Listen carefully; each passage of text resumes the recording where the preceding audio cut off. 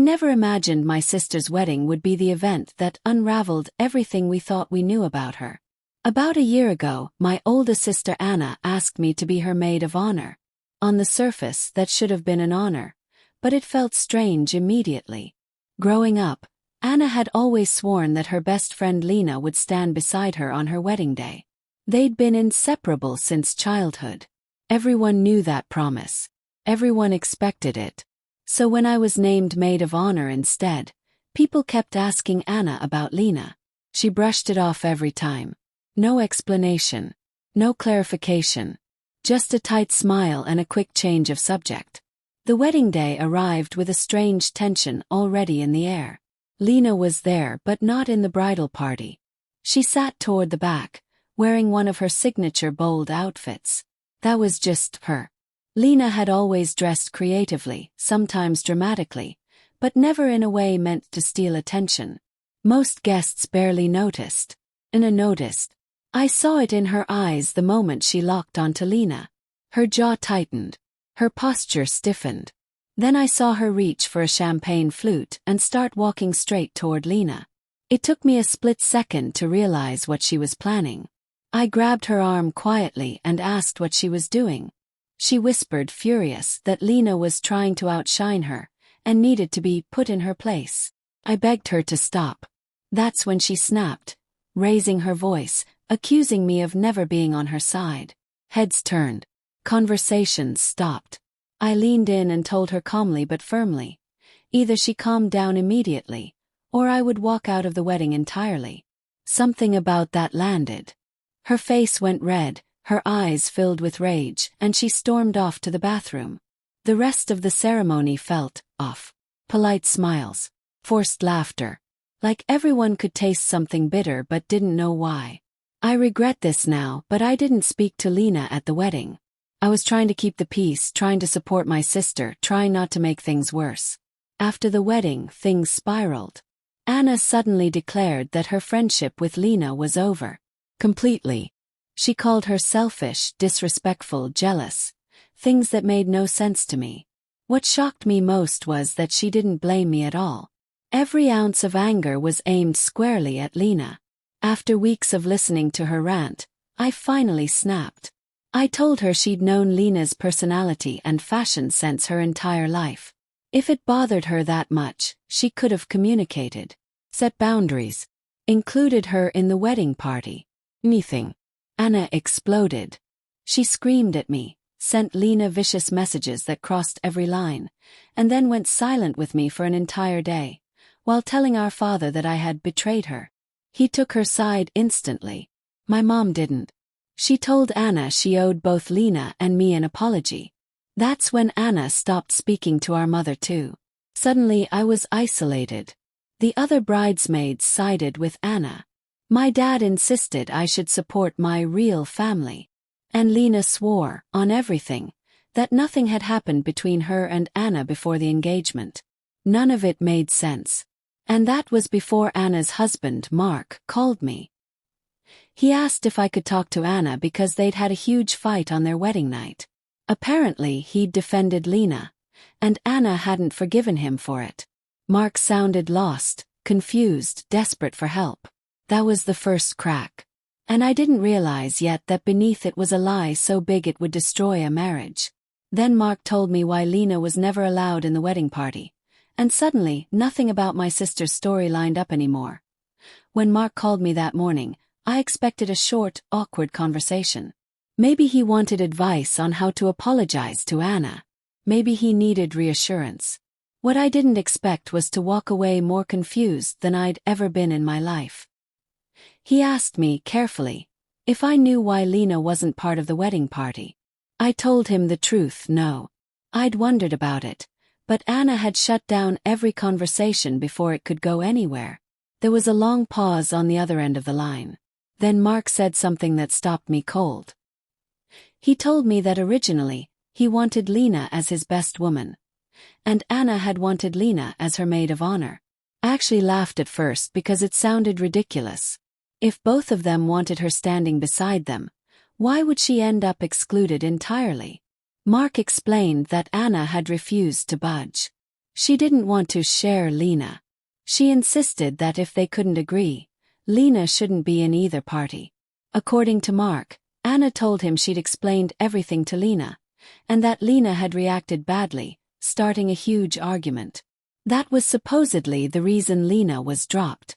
I told Mark something felt off. If there had been a massive fight, Lena would remember it.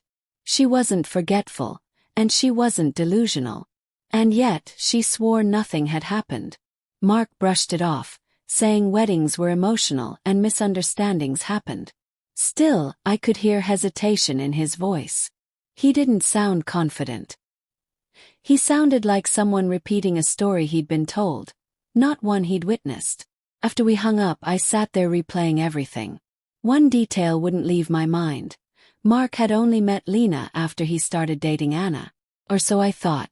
Why would he want her as his best woman? That kind of role isn't casual. Something wasn't lining up.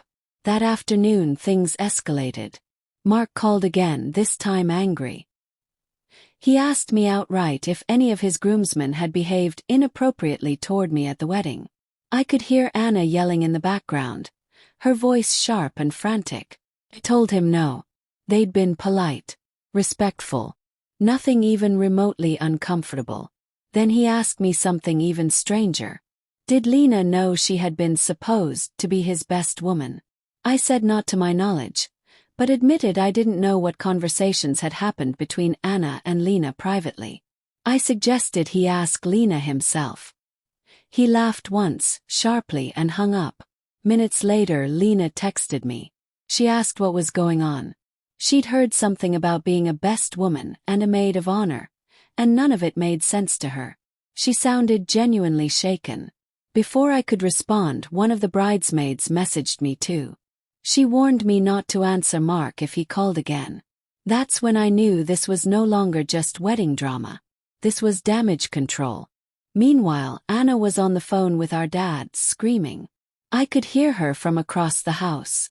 Accusations, tears, half-formed explanations that changed every time she repeated them. That night, everything felt like it was spinning. Lena was confused. Mark was suspicious. The bridesmaids were suddenly defensive. And Anna was unraveling in real time, trying desperately to keep everyone from talking to each other. That's when the truth finally started to surface. Not because Anna told it, but because Mark stopped accepting half-answers. He started calling people, quietly, carefully, comparing stories. And what he discovered would expose not just one lie, but an entire web of manipulation that went back years. By the time he called me again, his voice wasn't confused anymore. It was furious. When Mark finally confronted Anna, she broke, and revealed a secret so big it explained everything, including why Lena was never allowed near the wedding party. By the time Mark called me again, the tone of his voice had changed completely. The confusion was gone. So was the hesitation. He sounded like someone who had just realized his entire reality had been staged. He didn't ask questions this time. He told me what he'd learned. And piece by piece the truth came out. Mark admitted something he'd never told our family before. He and Lena had known each other long before Anna ever entered the picture. They met through a recovery support group after Mark had gotten out of jail and committed to sobriety. Lena had been there consistently, helping him find work, covering small expenses when he was struggling, and encouraging him when he wanted to quit trying altogether. To Mark, Lena wasn't just a friend. She was proof that someone believed he could be better. 2 years later, when Mark was stable, employed, and finally rebuilding his life, Lena introduced him to Anna. That was when everything changed. Anna had feelings for him almost immediately, but she was deeply ashamed of his past. She worried about what our parents would think, about what people at her job would say, about how it would reflect on her. So she rewrote the story. She told us she met Mark through a dating app. She asked Mark to go along with it. At the time, he agreed, thinking it was temporary, thinking honesty would come later. But it never did. As their relationship became serious, Mark pushed her to tell the truth. He didn't want to start a marriage built on lies. Anna agreed. and then didn't follow through. Instead, she forged a letter.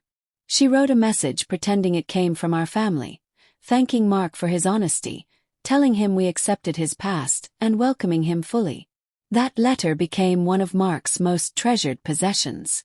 At the same time, Anna told Lena the opposite. She claimed our parents had reacted horribly, that the topic was still too sensitive, that it should never be mentioned again. So Lena stayed quiet, out of respect, not guilt. When Mark proposed, the lies began collapsing under their own weight. Mark wanted people from his recovery circle at the wedding. He wanted Lena as his best woman. He wanted his life, his real life, acknowledged. And a panic. If Lena stood beside them, questions would come up. If Mark's friends spoke freely, the truth would surface. And if anyone compared notes, everything would unravel. So Anna doubled down. She pretended to be heartbroken that she couldn't have Lena as her maid of honor, using that as leverage to remove Lena from both wedding parties entirely. She told Mark she'd explained it all to Lena and that Lena had caused a scene over it. She told Lena nothing. That was why Lena was so confused. She'd been excluded without explanation. Then Anna moved on to the bridesmaids. She told them Lena was unstable, that she liked attention, that she had a history of sleeping with groomsmen, that one of the men at the wedding was an ex who'd dumped her and might cause drama. By the time the wedding arrived, the bridesmaids already disliked Lena, and were primed to believe the worst. She did the same thing with Mark's friends. She told him they had made inappropriate comments about the bridesmaids, that they were disrespectful, that they couldn't be trusted. The goal was simple: cut off anyone who knew the truth about Mark's past. When the dress incident happened, Anna saw her opportunity. Her meltdown wasn't spontaneous. It was strategic.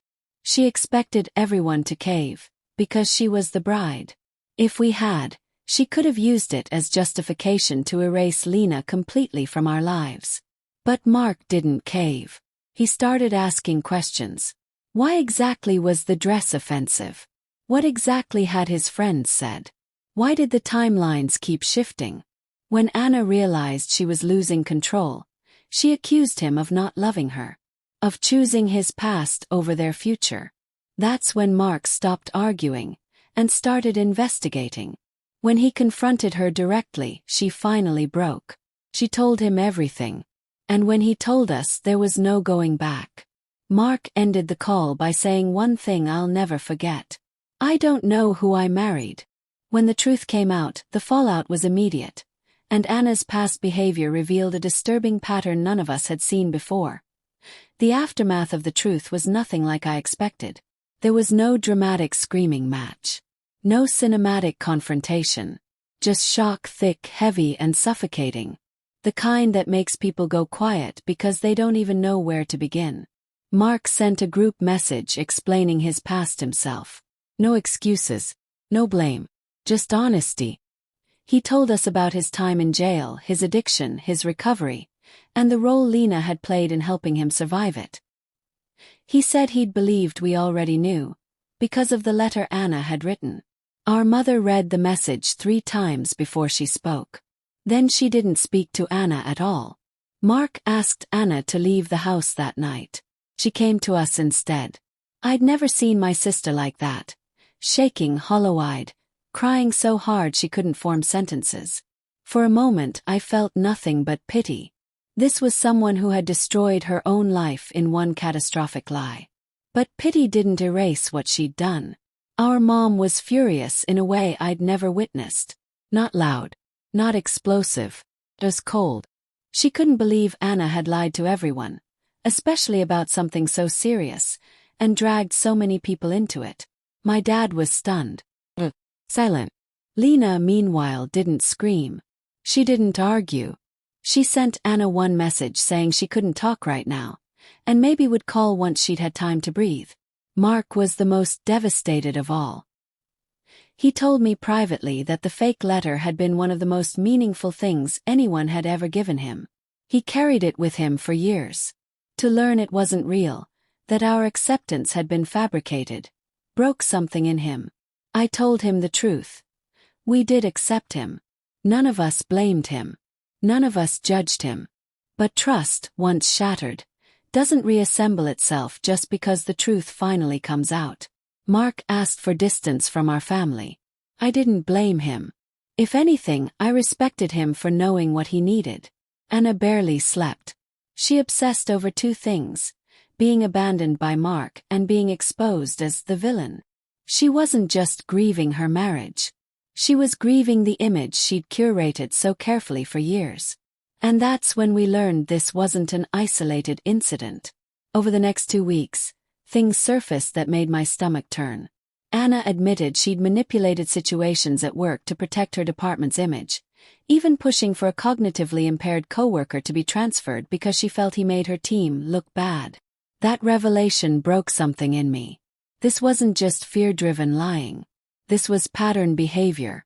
My dad, furious and heartbroken, insisted Anna see a therapist. She fought it hard. Said we were ganging up on her. Accused us of turning against her. Eventually she agreed.